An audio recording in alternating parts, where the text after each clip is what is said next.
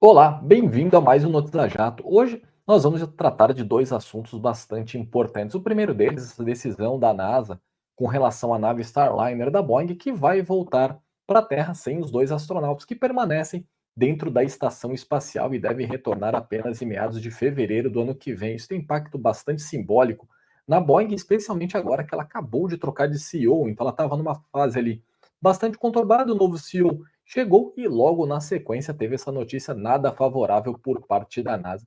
E outra notícia importante relacionada à ANAC, tanto com revisão sobre as regras de fadiga, quanto também de emissão de licença. Espero que você goste. Mas antes de começar o nosso bate-papo, eu queria agradecer a Dassault Aviation, especialmente a Dassault Falcon, que está sempre aqui conosco na Aero Magazine há basicamente 30 anos, apoiando nossos projetos, e também a você, que está sempre aqui comigo. Então, vamos para aquela contagem regressiva de 10 segundos, eu já volto para a gente tratar desses temas. É 10 segundos, eu já venho.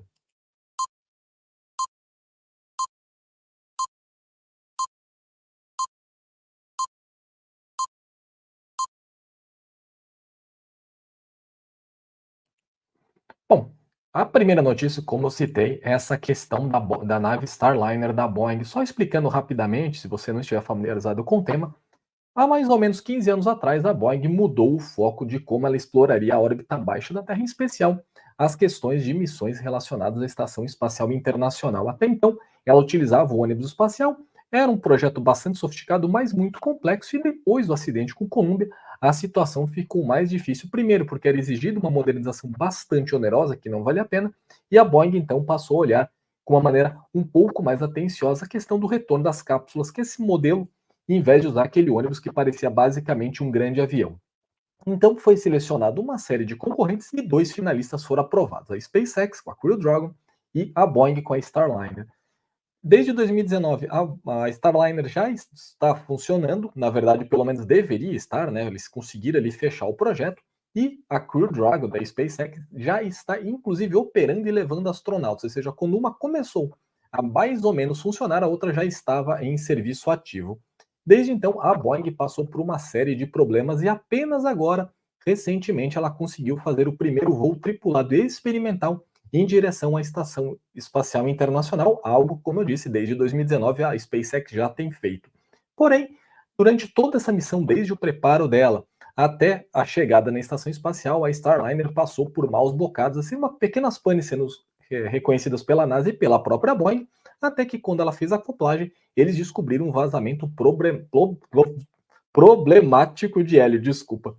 Esse sistema de hélio basicamente serve para controlar a entrada dela na atmosfera, ou seja, como lá em cima não tem a questão atmosférica de vento para você fazer como se fosse um avião, ele lança alguns jatos de hélio para conseguir fazer as manobras e poder fazer a reentrada. Porém, ele está tendo um vazamento e isso deve comprometer consideravelmente a segurança de retorno para a Terra, tanto que a NASA então optou por deixar os astronautas até fevereiro de 2025, ao invés de ser uma missão de apenas 8 dias de duração. Muitos na imprensa têm dito que eles estão presos no espaço ou dentro da nave. Eles não estão nem presos no espaço e nem dentro da nave, estão dentro da estação espacial, que é bastante ampla e tem, evidentemente, suprimentos para todos que estão lá dentro. O problema é que agora a Boeing vai ter que trazer a cápsula vazia e a NASA precisou replanejar completamente seu cronograma de lançamentos de astronautas. Então, a Crew Dragon, em fevereiro, em vez de levar 4 astronautas, como era previsto, vai levar apenas 2, para poder retornar com esses dois que era teoricamente para voltar com a Starliner. Ou seja, é bastante complicada, a situação da Boeing não está bem,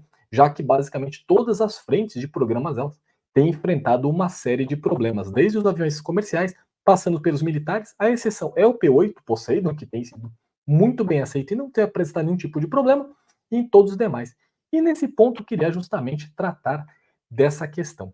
Agora, recentemente, dia 7 de agosto, a Boeing fez uma troca meio que emergencial do CEO. A ideia basicamente que ela fosse feita apenas em dezembro desse ano, mas depois de tudo que aconteceu, acabou tendo ali uma manobra bastante emergencial para tentar colocar ordem dentro da empresa. Lembrando, desde a explosão daquele tampão de porta no 737 da Alaska Airlines, as pressões sobre então o CEO da Boeing, o David Calhoun, aumentaram consideravelmente, tanto que ele passou ali por maus bocados numa audiência no Senado dos Estados Unidos. Evidentemente, muitos senadores estavam aproveitando ali para fazer seu espetáculo, atacando fortemente o CEO e a própria Boeing, mas também ficou claro ali que o Calhoun não estava preparado para aquele tipo de audiência, ele não sabia nem reportar, por exemplo, os seus próprios ganhos pessoais, os problemas dentro da Boeing. A solução encontrada pela Boeing parece bastante inteligente. Ela buscou alguém de mercado, então ela pegou o antigo diretor da Rockwell Collins, que é o Kelly Ortberg, para assumir a companhia. O interessante é que o Ortberg ele tem uma experiência muito ampla e em especial próxima à Boeing. Lá atrás, há mais ou menos 15, 20 anos, ele foi o responsável por aproximar a Rockwell Collins da Boeing, principalmente relacionado ao programa do 787, fornecendo grande parte dos sistemas. Ele também não é um engenheiro formado, por exemplo, na Ivy League, nem um executivo dentro dessas grandes universidades americanas. Lembrando, a Ivy League reúne as principais universidades particulares dos Estados Unidos, por exemplo, Columbia, Harvard, Yale, entre outras, que são reconhecidas como as melhores do mundo, mas ele vem de uma formação de uma universidade pública. Isso é até interessante. No Brasil, as universidades públicas geralmente se destacam. Aliás, das 100 melhores universidades do mundo, a USP, geralmente, às vezes a Unicamp também, figura entre as 100 melhores do mundo. Mas os Estados Unidos, em geral, são as grandes universidades particulares. Muita gente tem destacado esse ponto das universidades, mostrando que, pelo menos nesse caso do Ortberg, ele tem uma visão um pouco diferenciada, que eles chamam até um pouco aí de capitalismo de visão, ou seja, em vez de apenas apostar na questão de mercado da empresa, ou seja, valorização de ações, ele tem uma visão muito pé no chão, que, ou seja, a empresa, se a atividade fim é produzir aeronaves, ele tem que entregar aeronaves com o melhor lucro possível, mas sem priorizar única e exclusivamente a rentabilidade de mercado. Ou seja, a empresa tem que fazer o que ela sabe fazer de melhor, que é avião, e não apenas ter valorização de papéis ali na bolsa de valores. Um ponto também que é interessante é que ele tem uma série de desafios aí pela frente. O principal deles é colocar ordem dentro da Boeing. A Boeing, há mais ou menos 20 anos, ela tirou a sede de Seattle e levou para Chicago. Isso foi apontado por muitos especialistas como um dos grandes problemas da empresa, já que ela deixou a engenharia e os executivos muito distantes um do outro. Novamente, se apostou muito nessa questão de rentabilidade de mercado, de valorização dos papéis da empresa, em detrimento da correta manutenção aí da linha de montagem de novos projetos, tanto na aviação comercial quanto na aviação militar. Aconteceu que depois dos acidentes 737 MAX, aqueles dois em 2018 e 2019, a Boeing acabou então se reestruturando e teve a brilhante ideia de tirar a sede de Chicago, mas não para voltar para Washington, mas sim para ficar bem próximo a Washington, a capital dos Estados Unidos. Ou seja, novamente afastou ainda mais a diretoria da área de engenharia. E agora, segundo tem se falado, principalmente na imprensa internacional, o novo presidente da Boeing planeja basicamente se aproximar ainda mais da engenharia, até porque ele tem justamente essa formação, isso é importante. Parece bobeira você pensar que um executivo tem que ter alguma noção de engenharia, afinal de contas ele é um administrador, não um engenheiro, ou seja, quem faz avião, mas tem sido visto ali dentro de por muitos analistas de mercado que isso realmente é importante para um fabricante de aviação, porque ele consegue ter uma visão e entender as necessidades muito específicas desse tipo de indústria, ao contrário de outros segmentos. Você não precisa, por exemplo, ser formado em finanças para administrar uma empresa qualquer. Mas na aviação, por suas particularidades, isso acaba sendo considerado importante por alguns analistas. Os principais desafios nesse momento, além de retomar a credibilidade da Boeing dentro do mercado, tanto na questão financeira mesmo ali, da valorização de papéis, mas no mercado também, com seus clientes e passageiros que operam as suas aeronaves, operam não, né, que voam suas aeronaves. Então, ele vai ter que primeiro agora colocar em ordem os projetos 737 MAX, 787 e 777X. Aliás, o 777X está quase 5 anos atrasado. E o 737 MAX não tem data ainda para certificação do modelo 7 e do modelo 10. Claro, o que aconteceu em 2020 e 2021 aí com a pandemia atrasou muito, mas as questões estão bastante abertas. No segmento militar também a Boeing tem bastante coisa para enfrentar. O principal deles é normalizar e conseguir ali fechar o projeto KC-46 Pegasus, que é o novo reabastecedor da Força Aérea Americana, que a cada tempo em tempo ali tem um problema novo, com problemas, por exemplo, de pressurização, solta de peças, até componentes soltos dentro do avião e ferramentas, que tem deixado a Força Aérea dos Estados Unidos bastante zangada. E isso também tem comprometido a credibilidade dentro do setor do Pentágono. Lembrando, as compras militares dos Estados Unidos sempre foram o porto seguro de todo e qualquer fabricante, seja da aviação ou não, né? Todos que fornecem para o Pentágono sempre tem ali a certeza de lucros bastante generosos. Mas a Boeing tem enfrentado alguns problemas também. Ela tem ali o phase-out do F-18, ou seja, deve ter de linha em breve, e o F-15EX não tem empacado como eles esperavam dentro da Força Aérea dos Estados Unidos. Embora seja um avião com basicamente 50 anos de uso, ele ainda é muito poderoso, em especial essa versão mais recente, que recebeu uma série de melhorias, principalmente de software e sistemas. Eu tenho falado bastante aqui no canal da Aero Magazine que os aviões hoje não dependem apenas da máquina em si, mas de tudo que está relacionado a eles. Ou seja, um avião sozinho, como era na época da Segunda Guerra Mundial, é completamente inviável nos dias de hoje. Ou seja, o avião depende de todos os seus sistemas, data link, armas modernas, para poder ser uma boa plataforma. E a F-15 justamente recebeu esses upgrades, tendo basicamente aquela plataforma da década de 1970. Ou seja, o avião em si, a estrutura é basicamente com 50 anos, mas tudo que está ali dentro é bastante moderno, mas ainda assim não conquistou a confiança da Força Aérea Americana para comprar um lote relevante desses aviões, ou seja, torna ainda mais difícil o segmento militar da Boeing dentro do atual momento.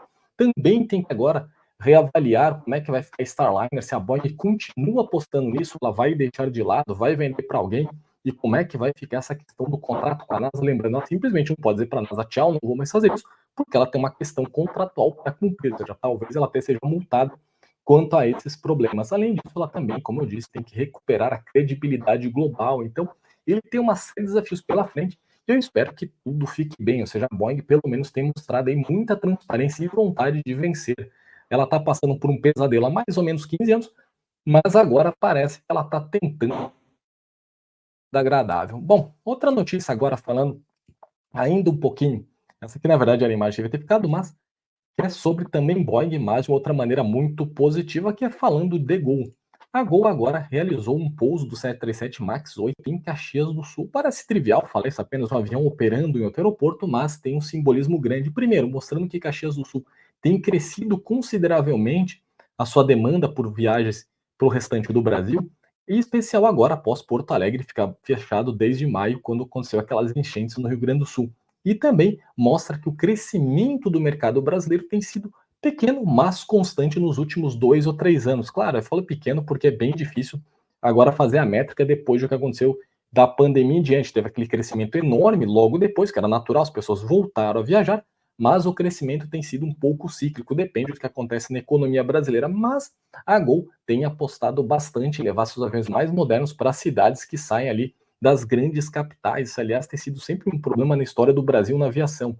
As grandes cidades, principalmente capitais, recebem os aviões mais modernos e uma série de frequências. E cidades de interior geralmente ficam com aviões menores ou com menor atenção, até geralmente sendo terceirizados esses voos para empresas regionais bastante pequenas. Mas a Gol, assim como a Latam e a Azul, tem olhado muito para a questão aí de cidades médias e até pequenas do interior do Brasil. E Caxias do Sul tem uma importância enorme para o Rio Grande do Sul e se tornou então a 55ª cidade a receber o avião. Até então, Caxias do Sul recebia o 737-700, ou seja, além de receber agora o avião mais novo, ele tem maior capacidade também para atender as 7 frequências que a Gol opera na cidade de Caxias do Sul. Então, modernização da aviação e também crescimento de mercado. E falando um pouquinho de aviação geral, o Piper M700 Fury, que é o novo avião da Piper, ele tem feito uma série de certificações. Basicamente, ele é uma modernização dos projetos que já existem, tem se tornado comum, especialmente no segmento de monoturbo-hélice, os fabricantes atualizarem um projeto e até mudar de nome. É muito marketing nesse caso, mas o avião realmente ele tem uma série de inovações em relação às gerações anteriores. E ele foi certificado recentemente nos Estados Unidos, evidentemente, e agora também recebeu a certificação no Canadá. Pode parecer muito distante da realidade brasileira, mas isso mostra a maturidade desse projeto, já que geralmente quando sai uma certificação dos Estados Unidos, ele é muito fácil de ser covalidado, por exemplo, no Canadá, na União Europeia e também no Brasil, porque as regras são bastante próximas. Só que no caso do canadense, teve ali um adicional, porque ele já entrou em certificação final, já com as questões anti-gelo. Tem sido falado bastante aí nas últimas 2 ou 3 semanas no Brasil essa questão de gelo em voo, e o Furry já está certificado assim no Canadá. O interessante desse avião, ele impulsionado por uma turbina, ou seja, um motor turbo-hélice PT6-52 e oferece uma velocidade de cruzeiro em torno aí de 301 nós, é bastante rápido para essa categoria e um alcance de mais ou menos 1.500 milhas, na verdade 1.424 com a capacidade máxima, mas com o 2 a bordo, que geralmente que se opera no Brasil, dá para acertar um pouquinho mais, dependendo também das condições climáticas. É um avião bastante moderno e que veio aí para brigar nesse segmento que, aliás, no Brasil tem bastante potencial de crescimento. A Piper sempre teve uma presença importante no Brasil. E já que eu falei de regionais, de voos pequenos, também é importante ressaltar a importância do turismo no país, em especial Fernando de Noronha, que sempre teve um terminal de passageiros, uma pista bastante acanhada.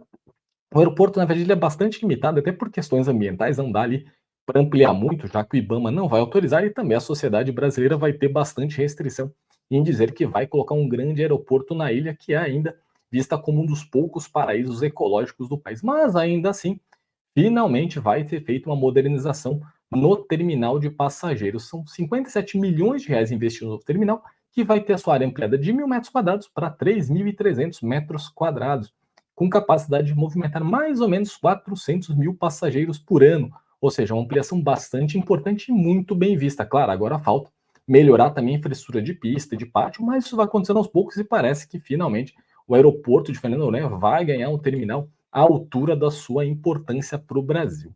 E como eu disse no começo do vídeo, duas notícias bastante relevantes aí com relação à ANAC. A primeira delas é que ela está discutindo algumas revisões de regulamento da aviação civil. Essa primeira aqui, que eu acho que é bem importante, é relacionada ao RBAC, ou Regulamento Brasileiro de Aviação Civil número 117, que trata do gerenciamento de fadiga e altera algumas normas sobre a jornada de trabalho dos tripulantes.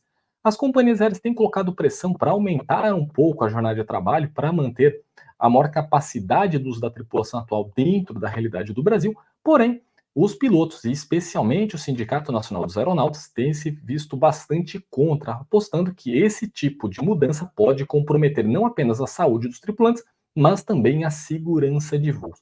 Segundo o presidente do SNA, que é o Paulo Henrique, vou tentar falar corretamente sobre o nome, é Hackler, ele disse que essa revisão do RBAC 117 é considerada ilegal e inconstitucional, pois não estaria em conformidade com a legislação vigente. Ele tem alegado sempre que esse aumento da carga de trabalho é bastante negativo aos tripulantes.